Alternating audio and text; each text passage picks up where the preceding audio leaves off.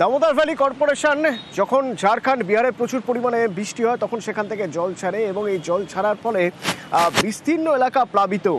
আরামবাগ, খানাকুল, এদিকে হাওড়ার উদয়নারায়ণপুর বিস্তীর্ণ এলাকা প্লাবিত এবং রাজ্য বারবার অভিযোগ করে যে না জানিয়ে জল ছাড়া হয়েছে এবং শুধুমাত্র না জানিয়ে নয়, পরিকল্পনাহীনভাবে জল ছাড়া হয়েছে। তো এবার রাজ্য প্রশ্ন করেছিল, রাজ্য জানতে চায় যে এভাবে যা না জানিয়ে জল ছাড়ার কারণ কি, জানিয়ে জল ছাড়া হয়েছিল কি, রাজ্যকে জানিয়ে জল ছাড়া হয়েছিল? সেই প্রশ্ন জলশক্তি মন্ত্রক এড়িয়ে গেল। কি বলল জলশক্তি মন্ত্রক?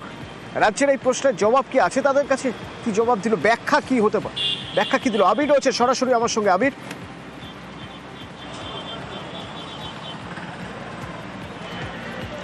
অতনু, প্রথমে জানাই যে তথ্য তারা দিয়েছে জলশক্তি মন্ত্রক, সেখানে তারা উল্লেখ করেছে যে 18ই জুন থেকে 15ই জুলাইয়ের মধ্যে ছাড়া জলের পরিমাণ ডিভিসি মাইথন এবং পাঞ্চেত থেকে 27,987 লক্ষ কিউবিক মিটার। মাত্র 28 দিনের হিসেব তারা দিয়েছে। আজকে সকাল অবধি জল ছাড়া হয়েছে। যদি গতকালের হিসাব পর্যন্ত ধরে নিই, তারপর থেকে হিসাব আসেনি এবং সেক্ষেত্রে রাজ্য গত কয়েকদিন ধরে যেটা বলছে যে সংখ্যাটি 50,000 লক্ষ কিউবিক মিটারের বেশি, তার তথ্য তারা দেয়নি। দ্বিতীয়ত, তারা কৌশলে এড়িয়ে গিয়েছে যে রাজ্যকে জানিয়ে জল ছাড়া হয়েছে কি নাকি রাজ্যকে না জানিয়ে জল ছাড়া হয়েছে, এর উত্তর তারা কৌশলে এড়িয়ে গিয়েছে। উত্তরে তারা কি উল্লেখ করেছে যে ডিভিআরআরসি যে কমিটি রয়েছে তারা এই বিষয়টি সম্পর্কে অবহিত রয়েছে এবং তারাই এই জল ছাড়ার বিষয়টি নিয়ন্ত্রণ করে এবং যা মূলত সেন্ট্রাল ওয়াটার কমিশনের অন্তর্ভুক্ত অবস্থাতে। এক্ষেত্রে দাঁড়িয়ে রাজ্যেরও অভিযোগ এবং তুমি জানো রাজ্যের শাসক দলেরও অভিযোগ হচ্ছে যে বারবার ধরে তারা বলছেন যে জল ছাড়ার আগে জানানো হোক, নির্দিষ্ট সময় তাদেরকে দেওয়া হোক এবং জলাধার যেগুলি রয়েছে তার ড্রেজিং করানো হোক, যাতে আরও বেশি জল ধারণ ক্ষমতা মাইথন এবং পাঞ্চেতে থাকে। যদিও কেন্দ্রের তরফ থেকে কেন ড্রেজিং করানো হচ্ছে না, কেন তারা জল ধরে রাখতে পারছে না এবং নির্দিষ্ট সময়ের আগে তারা রাজ্যকে জানিয়ে জল ছাড়ছে কিনা, তার জবাব এই উত্তরে কেন্দ্রীয় সরকার রাখলো না। ফলে রাজ্যের মত, তারা যে অভিযোগ যেটা করছিল কার্যত সেই অভিযোগ কেন্দ্রীয় সরকার মেনে নিচ্ছে এবং জল ছাড়ার পরিমাণ গত কয়েক বছরের তুলনায় যে অনেকটা বেশি, সেটা কেন্দ্রের দেওয়া উত্তরেই পরিষ্কার বা স্পষ্ট করা হয়েছে। ধন্যবাদ।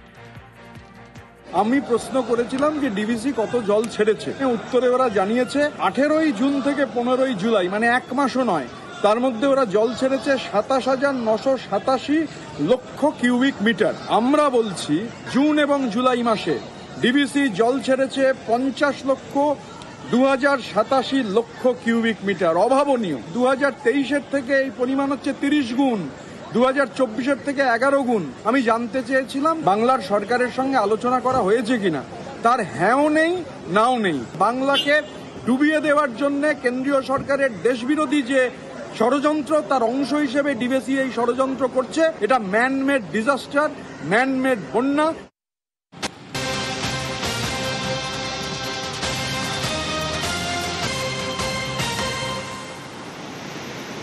এরই মাঝে নতুন করে জল ছাড়লো ডিভিসি, ফের 60,000 কিউসেক জল ছাড়া হয়েছে। পাঞ্চেত থেকে 29,000 কিউসেক এবং মাইথন থেকে ছাড়া হয়েছে 31,000 কিউসেক জল। ডিভিসি ছাড়া জলে জেলায় জেলায় দুর্ভোগ।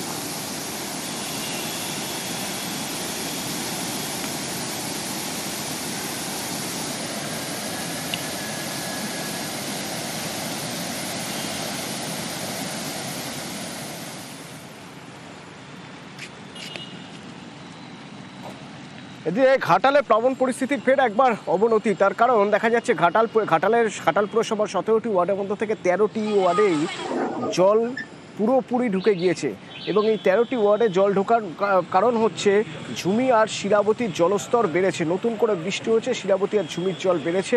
চরম ভোগান্তি ঘাটালের 10টি গ্রাম পঞ্চায়েতে। এদিকে ঘাটালের পরে আমি যদি দাসপুর খড়াদের দিকে তাকাই, সেখানেও জমা জলে দুর্ভোগ রয়েছে এবং রাজ্য সড়কে নৌকা আর ডিঙি ভরসা। কি অবস্থা সুকান্ত রয়েছে আমার সঙ্গে, সরাসরি বলতে পারবেন সুকান্ত?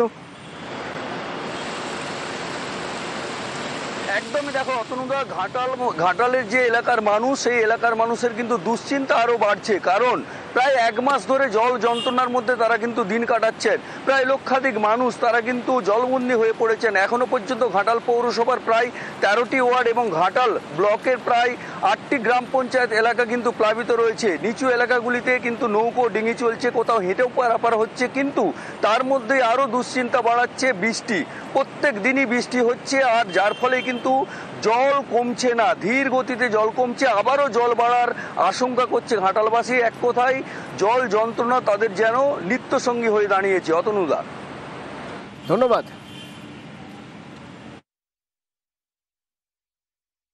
জল কমছেই, বৃষ্টি হচ্ছে একদিকে, যদিও কমেছিল, আবার তাও আবার বারবার মুখে মনে হচ্ছে। এই তো ডোঙা সমস্যা বলতে কি, বাজারহাট আসতে অসুবিধা। এই 1.5 মাস কাল জল বেড়ানো হচ্ছে, বৃষ্টি যতদিন থামছে ততদিন হবে না। জল এখন আপাতত একটু কমেছে, বৃষ্টি হয়ে যাচ্ছে, একটু করে কমছে আবার একটু করে বেড়ে যাচ্ছে। সমস্যা সবকিছুই, বাজার যাতায়াত, বাজার হাট করা, জিনিসপত্রের দাম বেড়ে গেছে। প্রবল বৃষ্টি হলো, জল উঠে গেল, রাস্তায় বানা গেল, কিন্তু টানা 15 দিন ধরে একটা এলাকা জলের মধ্যেই ডুবে রয়েছে। কিভাবে সম্ভব যদি বাগদার এই রনঘাট ছবি দেখেন, বাগদার এই রনঘাটের ছবিতে আপনি যে জল দেখছেন, এই জল 15 দিন ধরে এইভাবে জমে রয়েছে। কি হবে তাহলে? অনিরুদ্ধ রয়েছে সরাসরি আমার সঙ্গে। অনিরুদ্ধ, এখানে কতগুলি পরিবার থাকে, তারা কিভাবে যাওয়া আসা করছেন?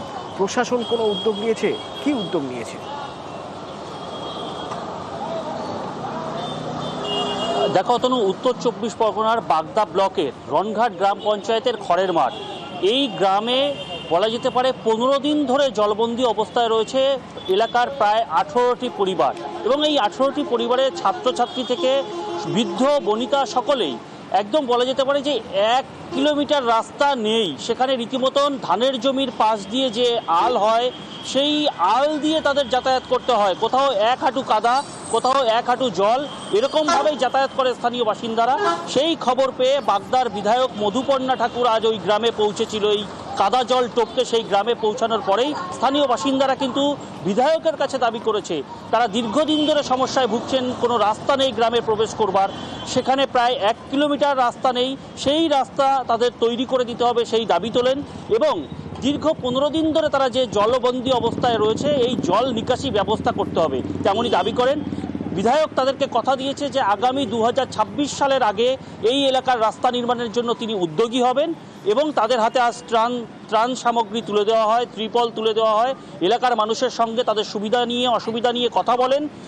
বিধায়কও জানিয়েছেন যে এরকম ধরনের রাস্তা যথেষ্ট খারাপ রাস্তার পরিস্থিতি এবং গ্রামে এরকম জলবন্দী অবস্থায় রয়েছে, এনারা সমস্যায় রয়েছে, তাদের যাতে দ্রুত সমাধান করা যায়, স্থানীয় পঞ্চায়েতের সঙ্গে কথা বলে সেই সমস্যার সমাধান করবেন বলেও আশ্বস্ত করেছেন। অতনু, ধন্যবাদ। এখানে প্রায় 10 থেকে 12 দিন জল আছে, আলির উপর দিয়ে রাস্তা আছে, 1 হাঁটু কাদা, সেই কাদার ভিতর দিয়ে আমরা যাওয়া আসা করি। বাচ্চা কাচ্চা নিয়ে স্কুলে যেতে পারে না, বাচ্চা কাচ্চা জলমগ্ন অবস্থায় কতদিন ধরে আছে?